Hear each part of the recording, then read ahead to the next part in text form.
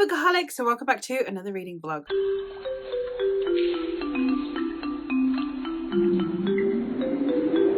I did in fact start this vlog this morning, but the audio is corrupted.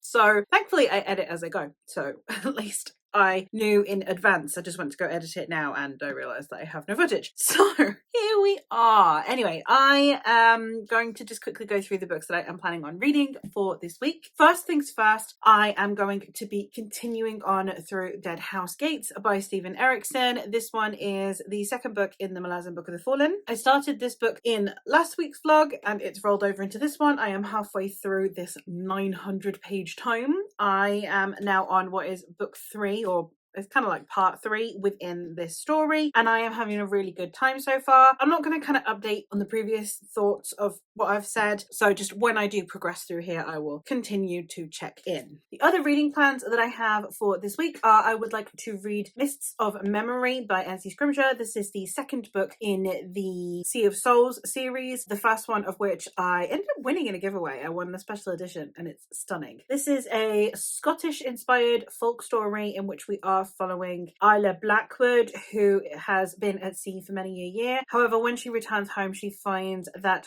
her island has been invaded by Selkie raiders, and now she is resented a bit by her brother for leaving, and she needs to kind of patch up her relationships, and she needs to end up working with a Selkie to hopefully sort out what is actually going on this island. I really loved the depictions in the first book. I had a great time with it, so I'm really excited to continue. I have just started this. I think about 20 pages in. I'm not going to have a huge amount to say, I suspect, about this because it is a sequel, but I am really excited to get to it and to continue on with this series. And the last book that I am hoping to read this week is I would also like to read Perilous Times by Thomas D. Lee. This is an Arthurian legend retelling and is also an environmental fantasy. It is set in the modern day with the either reawakening or reincarnating of, if not Arthur, some of the Knights of the Round Table. I'm very excited for it. I know very little about it, but I'm excited to give it a go. So very quick update to start up this vlog, but hopefully I will have further thoughts as the week goes on.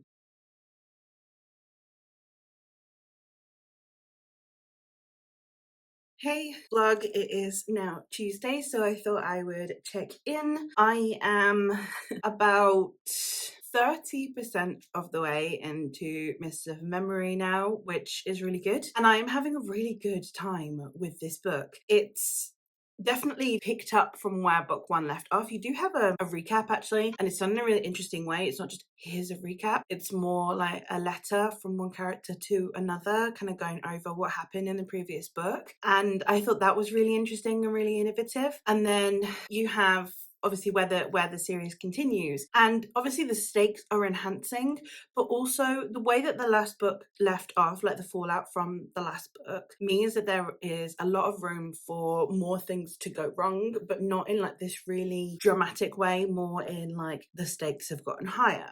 The characters are potentially reevaluating their alliances, they're reevaluating their relationship with each other and the way they feel about each other, because we had quite a few reveals at the end of book 1 that definitely will impact the way the characters see each other, even though none of it is through their own doing, which is always a fascinating way to go about it, because it means it doesn't outright vilify any of the characters, but at the same time you are like, oh no, now these guys are somewhat on opposing sides. And I think the thing that I am liking the most about book 2 is that we are getting an extra perspective, I guess because of the fallout of book 1 where they're in different places now for whatever reason. We now have a second POV. I can't even tell you who the second POV is because this character does come in danger and I don't want to spoil that they survive.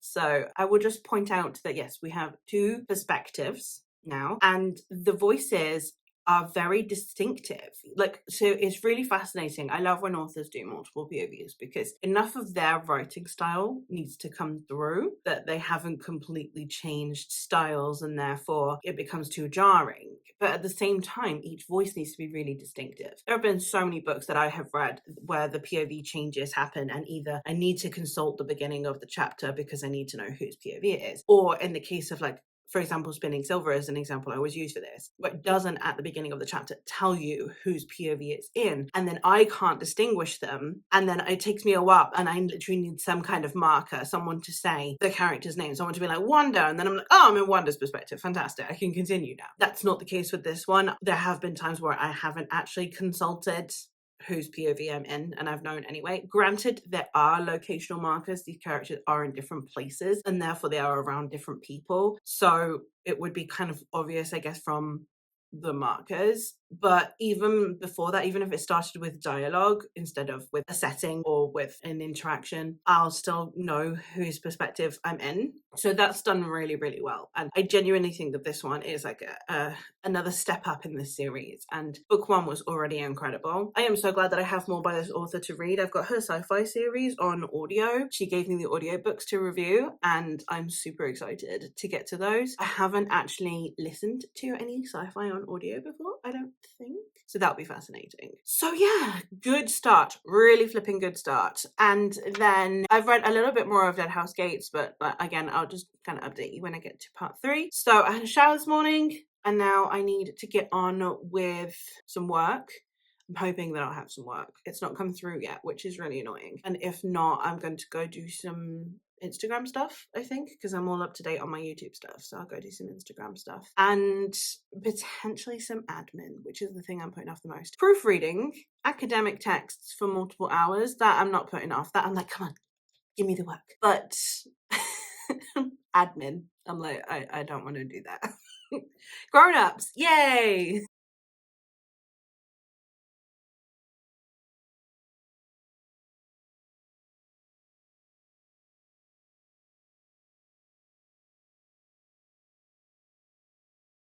Hey vlog. I didn't actually end up updating you anymore yesterday. It's actually Wednesday today. I have had to have another shower. I'm on my menses, and that means that I get migraines, and for some reason showering really like soothes my head. It just feels nice. And I was having such a shitty migraine all morning. It's now 10:15. I've been having a migraine since about 6 a.m. and I was just like, fuck it, have another shower. And the thing is that I need the shower water to like fall on my head for it to be soothing. And it's like, I just washed my hair yesterday, it's gonna make my hair go funky, but it does somewhat soothe it. And like, I've been taking all my meds and it's still there, and I'm like, okay, I will have another shower, which is annoying because literally I could have just not had a shower yesterday, had one this morning, and everything would be fine.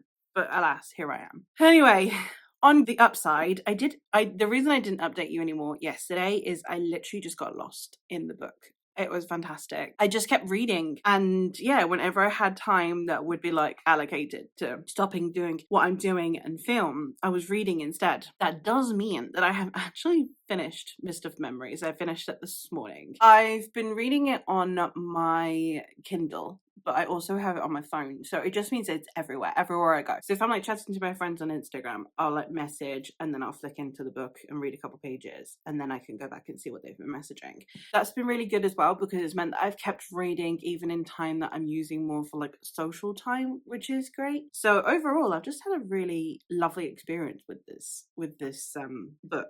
I have ended up giving it a low 5-star. I don't know. Like, it's not, wow, this is a new favorite, but oh my God, it was such a good book. It deserves no less than a 5-star. It's so well written. It's so well put together. All of the characters are in such messy situations, and none of it feels contrived. None of it feels convoluted. None of it feels like it's through miscommunication or just really annoying devices to get there that I normally hate. I love the setting. Obviously, it's a maritime setting, and I know that those are quite an acquired taste, so I understand if it's not your vibe. But I have been having such a wonderful time with the book, and I am really excited for the next book. I think it's going to be a trilogy. If it's going to be a trilogy, there are so many things in there that I'm like, how are you going to wrap that all up in one book? It's going to be such an action-packed read. The hardcover for this book has just dropped because it comes out today, and it's so pretty, and it matches the hardcover for book 1 that I have, and I am so tempted. See, what I'm trying to do, because self-pub books are really pricey, what I'm trying to do to support the authors is that I buy the first book in the series in physical form and then read the rest in ebook. because obviously, as I said, they are really expensive. But I'm so tempted. It's so pretty. I don't even like hardcovers. I've already read the book. I don't need a physical copy of it, but there's something about it. Anyway, it's beautiful. Go check out the author's Instagram. I'll leave it linked down below, and you can see how beautiful the hardcover is. It's not like special edition fairy loot. Beautiful. I'll just put that out there. It's not like a big, lots of bells and whistles. It's just got a really nice printed naked hardback. Before anyone is like, oh, it's beautiful in a simplistic way, not in like a Waterstones exclusive way. Continuing, I have also gotten to book 4 of Dead House Gates. This part was interesting to me because this is the part where I am genuinely starting to, on my own accord, come to terms, I think, with the magic. I think because there's a lot of glossary consulting in this. I actually consult the Dramatis Personae a lot as well, which I normally never need to do. I have a really good memory. There is a lot of consulting glossaries, a lot of consulting maps, which I struggle with. I normally need to get my husband to help me with maps because I have dyscalculia, and everyone thinks, oh, it's number dyslexia, which it is, but more. There's other aspects to it which include difficulty with map reading. I also struggle with two-dimensionality. So for example, like 2D video games really mess with me, and I also struggle with depth perception and proportion. So there's a lot more to it than just, oh, numbers are a bit funky, because it's not that the numbers go weird on the page like they do for dyslexics. It's more that I will muddle different numbers up. So I can do mental math. My mental math is actually pretty good, especially given that I have no frame of reference. It's like someone having like a super, super wide vocabulary, even though they can't read, you know? My mental math is pretty good, but my written math is absolutely atrocious, and then I panic. I like phone numbers. I can't really remember many numbers after like 3 numbers, so I need someone to always break it down into a maximum of 3 numbers at any one time. So yeah, a lot going on there. So obviously with the map situation, I need my husband to help me out. Like, I'll just be like, okay, I need to know where this place is, and then I need to know where this place is, and if that's a long distance or if it's not very far. Bless him. And he is very sweet about it, and he is just like, yeah, okay, let's go, it's map time. I have really enjoyed the way that I am understanding the magic system, or at least I think I am understanding the magic system now. A lot of the magic in here is to do with warrens, which are like seats of power, that they are tunnels of power, and the mages can go into the tunnels. But then you've also had these like gods and ascendants and these other like higher mages who have like almost changed the fabric of the warren, and they can taint it or they can control it, and it's fascinating, and I'm really, really liking that aspect of it. The conditions also, the conversations around slavery in this one have also been really fascinating, because in the first part we have conversations just around like actual just human slaves, but then in this part we also had a conversation around like eternal slaves. So there are these people who are inside I think it's inside a warren, and they've been cursed to a way where even when their bodies give out, they keep going. Even when they like literally become skeletons or fade away, they will still keep rowing. Obviously the symbolism of that comes with slavery was fascinating, and then you have these characters who want to free these souls, and so many things going on, and it was fascinating. And I love the way that Stephen Erickson has conversations with you, weirdly similarly to the way I was talking about Colson Whitehead, where like there are some authors that are like, we are going to have a very specific conversation. You know, Becky Chambers definitely will like tell you what conversation we are having. Colson Whitehead and Stephen Erickson, they don't do that. They are just like, here are some seeds, and you can go plant them and you can go watch them grow. So the conversations that he presents isn't any one specific thing that you need to talk about. It's ponder this in general, and then you can kind of affix that to your own experiences, to the experiences of the characters, and you can then come to your own conclusion about what is being presented. And I really like that. And he does that with characters as well. Like, at no point do I feel like I am being forced to like a character, or I am being forced to dislike a character. And you'll know what I mean when I explain, because sometimes we fall in love with the villain. Sometimes we're supposed to hate a character, and yet we're a bit like, but right? Or sometimes we are being told that this character is like a character that you absolutely love, but really they're a shithead. But for some reason, the way the author has framed it, you love them. Like Glockter. Now, that's not bad writing, that's really good writing. But I think the reason that Steven Erikson has a reputation for not being good character work is because he doesn't guide you in your opinions on the character. He simply presents a character. There is never, in my opinion, any framing for any of these characters that is, this is the good guy, this is the bad guy, this is who you'll like, this is who you'll dislike. There are characters who are awful. And even then, the way they are framed, it's not the author telling you that they are awful. It is your own morality being like, that is awful. And that's the thing. Like, you enter into a crowded room, and you, as you go around talking to people, you decide if you like this person or you dislike this person based on their views, based on the way they behave, their mannerisms, the tone that they will use with you, all of these things. And that is exactly what Steven Erikson does. He just lets you make up your mind about these characters. Now, are there characters that he has written that are awful people and it makes sense that you would hate them? Yes. But at no point do I feel like he has told me to hate them. And that is what I think is really, really masterful character work.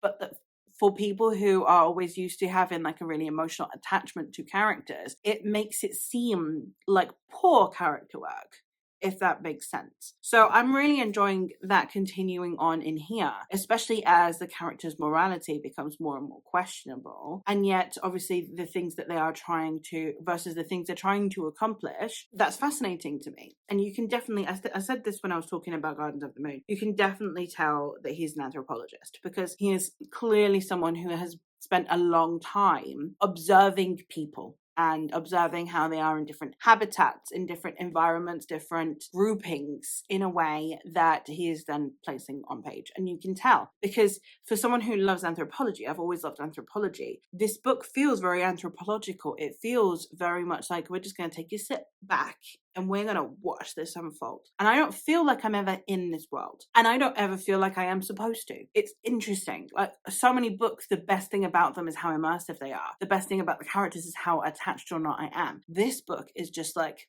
sit back and watch this shit happen. And do you know what? It's working. It's flipping working. I've never read anything like it that has actually made me connect with the characters and connect with the world as an observer instead of an active participant. And that is amazing. So I'm actually having a really good time with this. And I only have one part left. So hopefully by maybe Thursday, I'll be done with this. I'm going to read a little bit more today and then a little bit the following day. So hopefully, yeah, by Thursday, I'll be done with that one. And obviously, since I've finished Mist of Memory, arguably, I could just focus on this one, but I am wanting a digital book so that I can kind of carry it around with me more, because this is like I am parked. You know, it's a 900-page book. I just sit there. I'm parked with this one. So I want a book that can move around a bit more. So I am going to, weirdly enough, one of my favorite self-pub authors has just sent me his newest book. It's going to be released on April 15th, and I am really excited for this one. I have talked about this one quite a bit on my channel. It's one of my favorite like ongoing series. In this story, in the first one, we are following Asher, who is a sin eater, which basically kind of makes him like a magical detective, for want of a better word. And the sin eaters kind of get sent to different places wherever the locals are having trouble, normally with some kind of magical being. And we're just following him as he investigates different happenings. It's kind of like The Witcher, but make it fairy tale cozy fantasy instead. One of the things I love about it is it has the same as with The Witcher, with like what makes a monster sort of thing. And so you'll sometimes have it where the monster is the one in the right and the humans are the ones being assholes. And I love that. And I have the new one, which is Tomb of Morellian, and I am really excited to be back in this world, especially with like this real world being kind of shit at the minute. Being back in this one's very exciting. So this one, I will read out the synopsis because they're all kind of like individual cases. I don't think that I can spoil anything from the previous ones. So, when a routine monster contract spirals into a deadly conspiracy, Sin Eater Asher Norwood finds himself facing the hangman's noose alongside his loyal friend and former pirate Rain Moxley. But salvation comes in an unexpected form when a renowned historian offers them the chance at freedom in exchange for unraveling a sinister murder mystery. Joined by a motley crew consisting of a bookish potions master, a timid monk, and a woodsman with a dark past, Asher and Rain delve deeper into a web of intrigue, unearthing ancient secrets that could alter the very fabric of their world. Amidst their pursuit, the riddle of the season of ravens, a mystery that has haunted Asher's mind for a year, beckons, promising answers that could change everything. Join Asher Norwood on a journey through the realms of magic and mystery, where alliances are tested, darkness threatens to consume all. In this fantasy adventure, the fate of Aurora hangs in the balance, and only the courage of a Sin Eater and his faithful raven partner can tip the scales. So we've had a ghost ship, like a pirate ghost ship. We've had a witch in a wood. We've had a vampire. Lots of different like types of monsters or kind of ghost stories, I suppose. And yeah, I'm really excited for this next one. This one looks like it's going to be bringing together a lot of the previous books as well, which is really exciting, because the first one is basically like loads of cases, kind of like with The Witcher, where the first book is just like a load of different short stories of like Geralt on missions. It's the same. So you have Asher on several missions in the first one, and then the second one is like a proper full just novel where it's just, well, actually no, I think this in between the first and the second there's the vampire novella, and then there's the like full length novel, which is all one case in a novel form. So this one looks like it's going to be the next one, and I'm really excited, and I can't wait to get to this one. So being back with Asher and being back in this world and it's Raven, and yeah, it's going to be good. So I am postponing reading Perilous Times, which was the one I was supposed to be reading. I'll read that on the weekend instead. So I will read, because this one, it can't be long. These books are never long. I mean, it might be. It might make my day and be like 600 pages. That would be fabulous. But it's 290 pages. So I'll probably read this over a couple of days. I'll start it today, hopefully finish it tomorrow. And then I'll have actually finished up 2 things tomorrow. And then I can come back and maybe start Perilous Times. So yeah, let's do that. Let's get into some reading.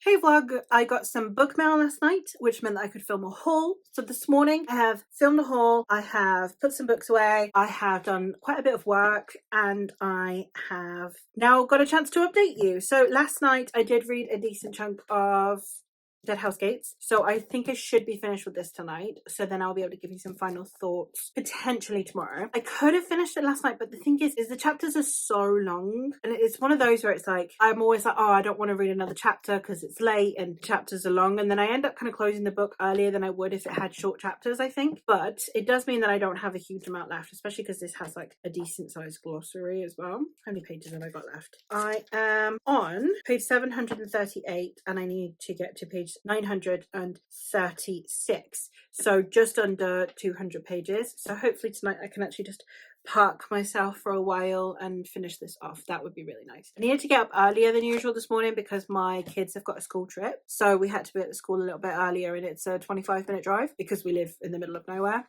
So yeah, I had to get up a little bit earlier, so that's another reason why I was like, okay, I'll clock off a little bit early, but not long to go. Then I have started the Tomb of Marillion. This one's so lovely. I love being back with this writing style. I'm taking it slow because obviously these books come out I think every couple years, so I know I'm not going to have another one for a while, so I'm just taking it slow.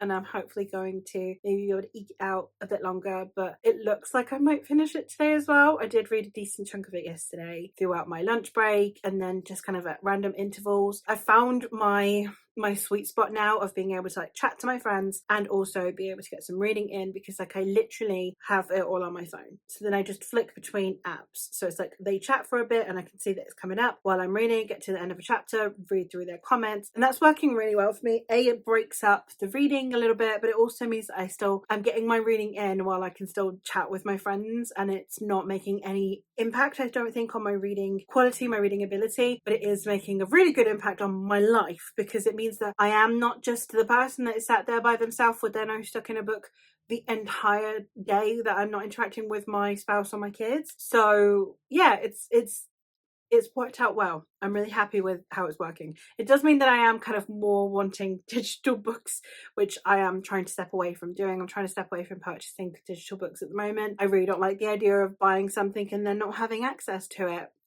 So I am not a fan of the idea of buying digital books at the moment. So we'll see how that goes. We'll see if I just stop buying ebooks altogether and only read physical. It's my preferred method anyway, so it's not like a huge sacrifice. So it doesn't really matter. And I've got plenty of ebooks for the time being anyway, so it's not something I need to think about for the near future. But yeah, so there's that. So I have been having a really good time with Tomb of Marillion. I am really liking this writing style, and this one definitely connects a lot more with the previous book than any of the others. Obviously the others being like short stories, and then we had the first full-length novel the year before. The most recent one before this one was like the first novel where it's one case for the whole novel, and that was Songs of Bone. And now we have this one which is a continuation. So it seems like it was a little bit like The Witcher, where you have these like missions to get you to know the world, get you to know the characters, get you to know exactly what it entails. And now we have like the actual series happening, and that's so cool. I'm so excited for it, and I have no idea how many books are going to be in the series, and I don't care because I'm super excited. So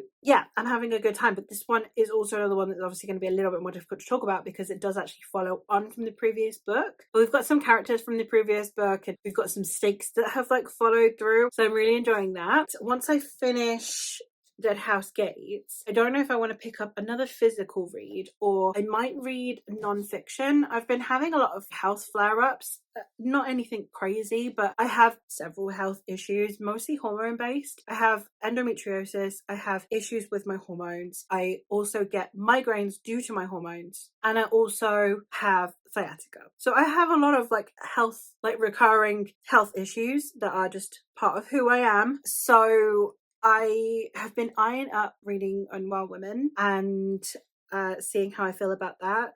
By Eleanor Cleggan. That might be one that I just kind of read in the background, since I won't have two books on the go anyway, and I can just kind of read that in the background and it can go past this vlog. It's not really an issue. So I might do that. I will let you know once I finish Dead House Gates. If I finish the Tomb of Marillion today, I will probably update you tonight with both of these reads, and then we'll move on to something else. But it's a very ready kind of week, which is weird because I've got a lot on work-wise. At the minute, my current job is that I proofread academic texts. So basically, there's been a change in legislation in terms of teaching, and exam that you have to take to become an English teacher has to be done in English. So a lot of the people who teach you how to pass the exam to become a teacher, the teachers who teach teachers, are having to change a lot of their resources, and therefore they'll do the translation, they'll actually do all of the like groundwork for how to incorporate the legislation into their resources. But then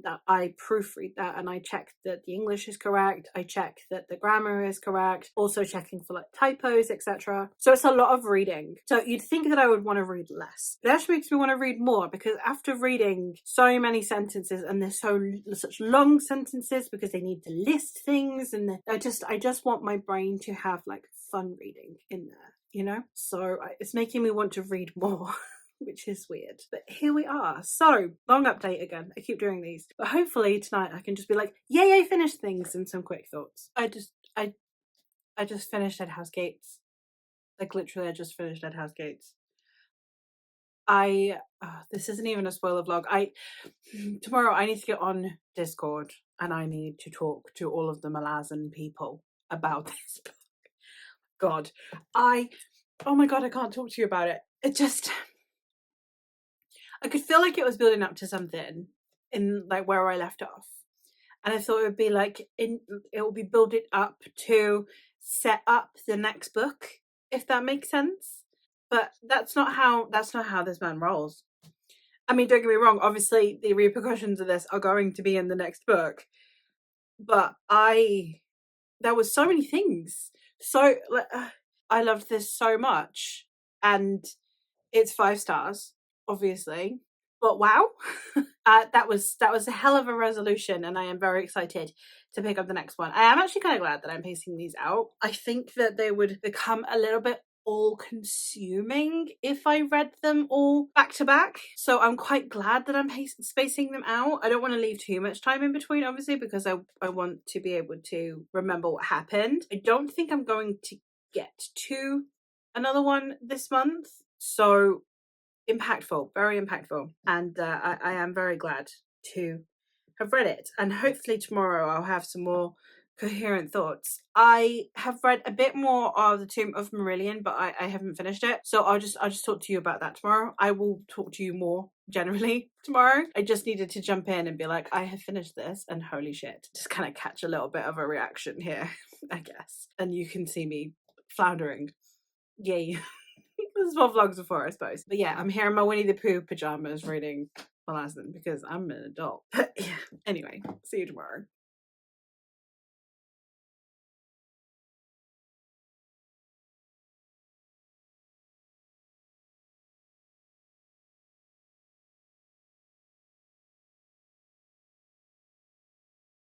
Hey vlog, so it's Friday afternoon, so I thought I'd check in because I have now finished Tomb of Meridian. I was going to check in earlier and try and make more coherent thoughts out of Dead House Gates, but I figured no, I'm going to finish Tomb of Meridian and then I'm going to come in and check in. And what a week I'm having where I am on my third 5-star read. 3 5 stars in 1 week. What the fuck?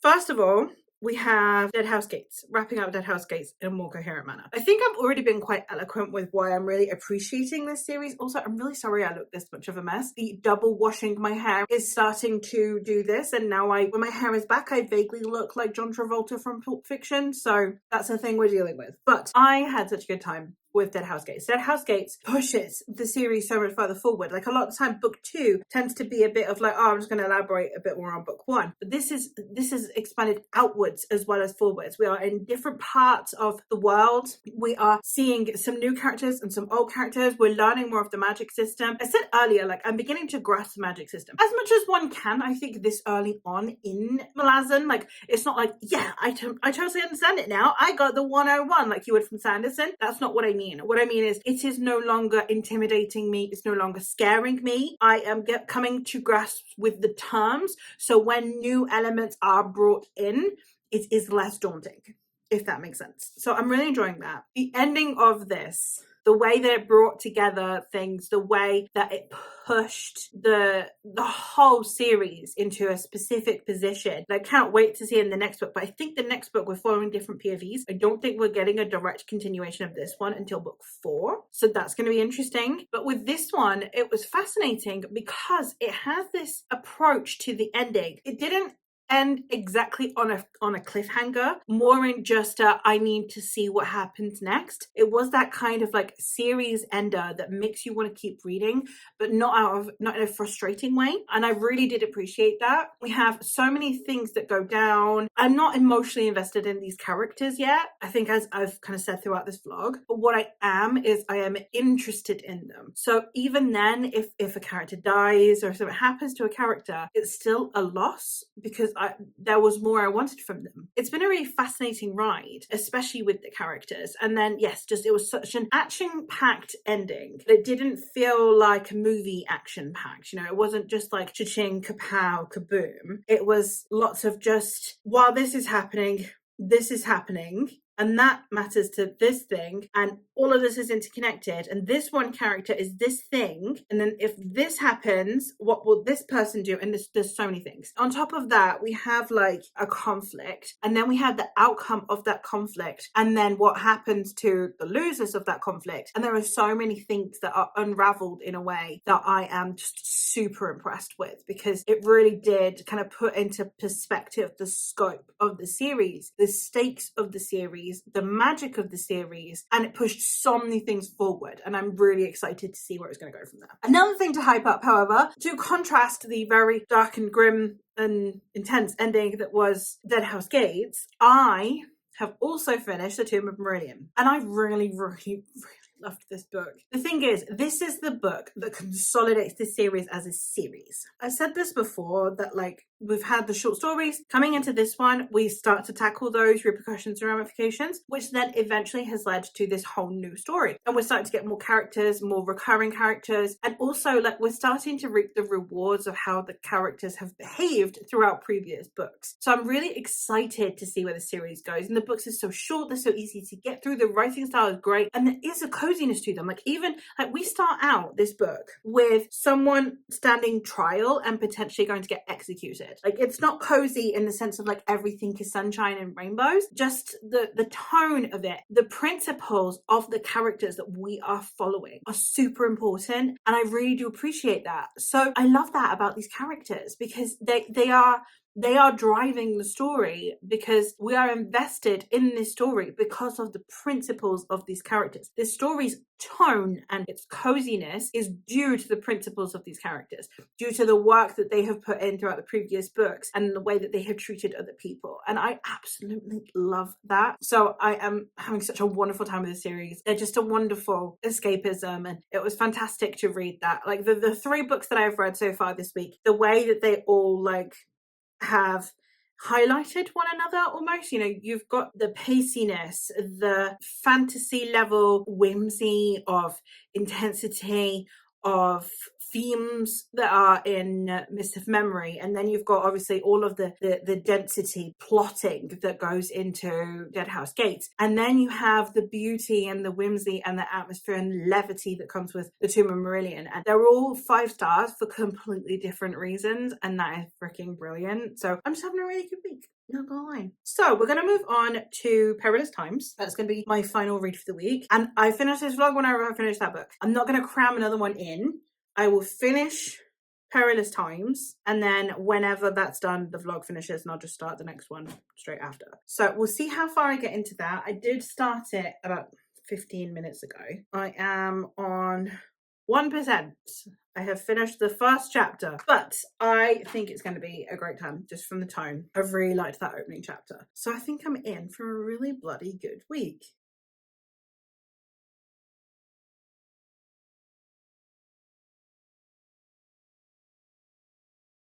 Hey vlog, it's now Saturday, so I thought I would check in. Since I am now halfway through Perilous Times, it seems like a good time to actually give you a better synopsis. So in this world, Arthur's knights had a spell cast on them by Merlin that meant that basically they would forever be protectors of Britain. So when they passed away, a tree kind of sprouts from within them, and then that tree will grow, and you can go to that tree and you can summon back any of Arthur's knights to protect Britain when Britain's in peril. You can go and summon them, or sometimes the land itself will kind of spew them out. The afterbirth of it as well was very interesting, but you know, being born again as from, in this case, we're mostly following Kay, who was Arthur's brother. It's an interesting story. It definitely is, because I am really finding that the whole like Arthurian element is really well crafted. It's like clearly someone who cares a lot about that folklore, and someone who really cares about our environment. So we're following mostly Kay, but we also get Lancelot's perspective. Lancelot being the less well-regarded member of Arthur's knights. I'm really enjoying it at the moment. The writing style is very quirky, very like fun to get through, and very satirical. Now, if you are someone who's very proud to be British, if you are very patriotically British, please don't pick up this book. As someone who is British and someone who is very critical of Britain in its current state and also its history, I am having a good time. If you are someone who thinks that Britain is the best country that has ever been and never will be, then do not read this book. I am not lying to you. There have been just like little quibs that have been so funny to me. So for example, at one point Lancelot is being reawoken and he's like, listen, if this is still about the Falklands, because like that is way out of my jurisdiction, they're definitely not part of Britain. And I'm like, I hear you. I'm here for it. Not gonna lie. Like just those little tiny like quips at Britain that I've been enjoying. We also have a lot of criticism on the environmental impact, on consumerism, capitalism, warmongering, and many, many other things on our current society. It is set in a slightly futuristic society, though not very much, and obviously it's slightly an alternate reality as well. And we are also seeing it from the perspective of people who have seen all of these changes of Britain. So it's a criticism of Britain in general as well, which I'm enjoying too. And for the most part, it's just been a good time. I've been enjoying reading this book and what it has to say. So I'm excited to continue. It's a really easy one to get through. It's really light on the brain. So hopefully I'll be done either by this evening, tomorrow morning at the latest. So that would be good. But yeah, this has been a good vlog. Given last week's vlog, this has been a good vlog. I'm having a much better time. So yeah, hopefully I will be able to wrap this one up for you soon and give you some final thoughts, because as I said, a much more enjoyable read. And this one just maybe not going to be a 5-star at the rate. At this rate, it's not like, oh, absolute no favorite, but it's definitely a good time, and I am glad I'm reading it. Hey vlog, it is still Saturday. It is nighttime, but I have finished Perilous Times, so I can finish up this vlog like I said I would, and then it gives me more time for the spinner wheel vlog for next week. Thoughts on this book? Okay, this book is very, very much the author sharing his views. It is politically and socially charged, and that's okay. I've been looking through some of the reviews because I wanted to see why it's got 3.8 rating, which is not bad, but it's not brilliant. So I want to see what people's thoughts were. There are reviews that absolutely crack me up. They're like, environmental terrorists. I find it funny. This author has views. There is eating meat shaming. There is definitely a huge conversation around consumerism, capitalism, the current trajectory of our society, and on top of that, of course, environmental impact. That is all prevalent. And the Arthurian legend part, the dragons part, that's dressing. That's plot dressing and story dressing to actually be able to discuss what the author wants to discuss. I personally enjoy reading books that have something to say. I don't even need to necessarily hugely agree with it. I just need to not disagree with it vehemently. So if the conversation is women are inferior, or it's about racism or segregation, or it's homophobic or transphobic, I'm not gonna vibe with that. That can go fuck itself. But if it's just like, I think that doing these things would draw enough attention to stop us doing these things, that's fine. I don't even inherently disagree with anything the author presented. I don't know. I enjoyed this book. I had a good time with it. It's got some humor laced in. I thought that the Arthurian part was really interesting, and I enjoyed the book. I think it did what it was trying to do, and I think it did it well. It did it in an interesting way, did it in a humorous way. I don't feel judged for eating meat, even though the author clearly is like, it's probably a bad thing. I know it is. I know the meat industry is awful. I know. So it's not even like I hugely disagree with this author. So I had a good time with this book. But I understand, I guess, why some people would feel it's a bit preachy. Not something I personally am feeling. That being said, for me, I think the only reason that this isn't like, yes, 5-star, is because I think that there were times where some of the characters were slightly set aside for the themes. Like just in occasional scenes, I was like, okay, that could have been a character moment, but it was a theme moment. And that's just a personal preference thing. I really liked the development of the characters, especially Kay and Lancelot. I think that they proved to be very interesting characters and really did have interesting contributions to the story. Again, I really liked the folklore. I liked the way that we are shown the devastation of things like deforestation and stuff. I think that that was done in a beautiful way because it's people who have watched Britain's landscape over millennia. I really appreciated it. Overall, it was a good time. We have a black protagonist. Kay is black. He is the only black member of Arthurian Knights, as far as I'm aware. I think that's mentioned. There are instances of racism.